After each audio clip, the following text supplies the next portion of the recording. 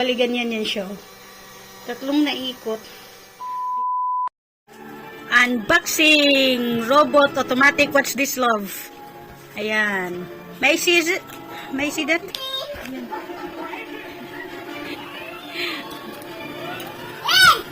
Nicole! It's cleaning. Remove, remove.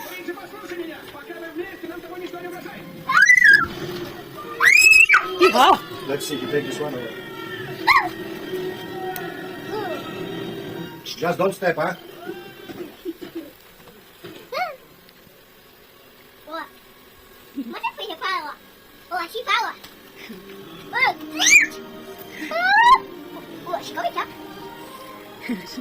Sophie.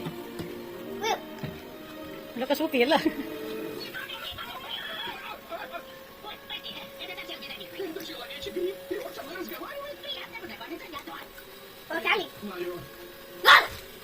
The chief take the hair.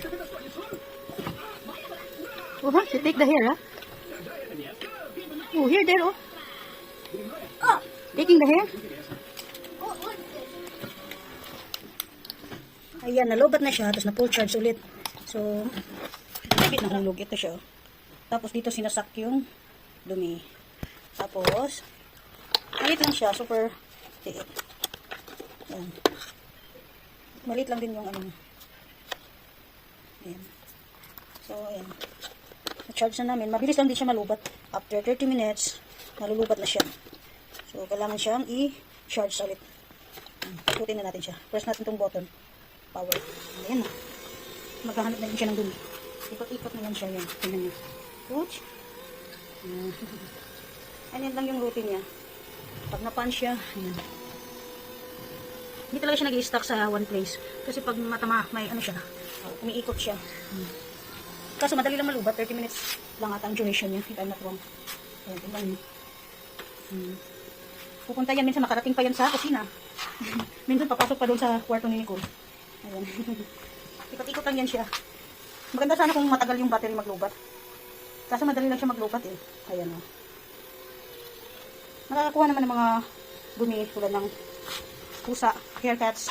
Yung last time pumasok yan sa ilalim mo, yun pumasok siya. Ayan. Ayan, ayan, ayan.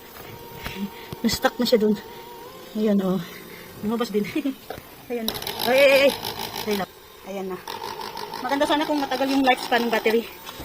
Ayan. Minsan na pupunta yan sa kusina. Ayan. So, yun lang. That's all for today.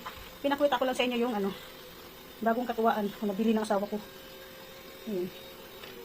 Bali, ganyan yan siya. Tatlong naikot. Dito yung papasok yung dumi. Yan. Yan siya.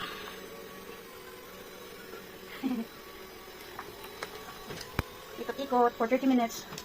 After 30 minutes, malubat. Maganda kung lalagyan siya ng power bank. Yan. Nung last time, nung unang pag-ano ko niyan is sinusundan siya ng mga pusa. Nakikurious din yung mga pusa kasi ikot-ikot siya dito sa bahay. Para siguro mga pusa kung ano. Ayan. Nakatuwa din. Mura lang to. Siguro kung sa Philippine money, nasa 1,000 plus. Kasi dito less siya, nasa 500 siya dito.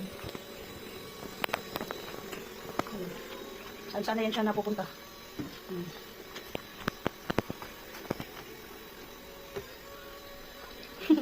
So that's all for today. Thank you for watching. Ayun na guys, so nakarating siya doon banda.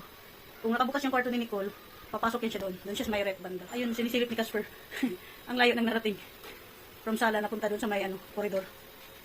Naka-close lang yung ano, kwarto ni Nicole. Papasok yan doon kung naka-open yung kwarto ni Nicole. Kaso hindi. Ayan, pabalik-balik siya kung saan siya masagat. Tapos diretso dito yan. Minsan makarating yan sa main door. Tinitingnan ni Casper, nagising si Casper.